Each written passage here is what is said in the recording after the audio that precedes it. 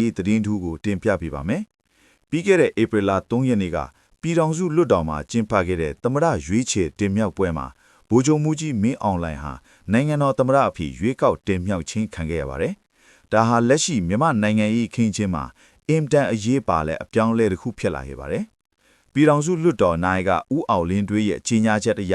ဗိုလ်ချုပ်မှူးကြီးမင်းအောင်လှိုင်ဟာလွှတ်တော်ကိုယ်စားလှယ်တွေရဲ့ထောက်ခံမဲစုစုပေါင်း429မဲရရှိခဲ့တာဖြစ်ပါတယ်။ဒီရလဒ်နဲ့အတူနိုင်ငံတော်ရဲ့အမြင့်ဆုံးအုပ်ချုပ်ရေးအာဏာပိုင်ဖြစ်တရားဝင်ရွေးချယ်ခံရတာပါ။ဒါအပြင်နိုင်ငံတော်ရဲ့ဒုတိယသမ္မတရာထူးတွေအတွက်လည်းတပါးတည်းရွေးချယ်ခဲ့အမှာဒုတိယသမ္မတ1အဖြစ်ဦးညိုစောနဲ့ဒုတိယသမ္မတ2အဖြစ်ဒေါ်နန်းနီနီအေးတို့ကိုရွေးချယ်တင်မြှောက်ခဲ့တာကိုတွေ့ရပါတယ်။ဒီနေရာမှာအရေးကြီးဆုံးအချက်ကတော့ရာထူးအပြောင်းလဲပဲဖြစ်ပါတယ်။ဗိုလ်ချုပ်မှူးကြီးမင်းအောင်လှိုင်ဟာနိုင်ငံတော်သမ္မတရာထူးကိုတာဝန်ယူဖို့အတွက်ဆယ်စုနှစ်တစ်ခုကျော်ကြာကင်တွယ်ခဲ့တဲ့တပ်မတော်ကာကွယ်ရေးဦးစီးချုပ်ရာထူးကနေအနားယူခဲ့ပါတယ်။လစ်လပ်သွားတဲ့တပ်မတော်ကာကွယ်ရေးဦးစီးချုပ်ရာထူးနေရာကိုတော့ဗိုလ်ချုပ်ကြီးရဲဝင်းဦးကလွှဲပြောင်းရယူတာဝန်ယူခဲ့ပါတယ်။ဒီလိုတပ်မတော်ရဲ့ထိပ်ပိုင်းခေါင်းဆောင်မှုအပြောင်းလဲဟာနောင်လာမဲ့စီအေးနဲ့နိုင်ငံရေးအခြေအနေတွေပေါ်ဘယ်လိုတက်ရောက်မှုရှိလာမလဲဆိုတာကတော့စိတ်ဝင်စားစရာဖြစ်နေပါတယ်။ဒါပေမဲ့ဒီရွေးကောက်တင်မြှောက်မှုအပေါ်မှာ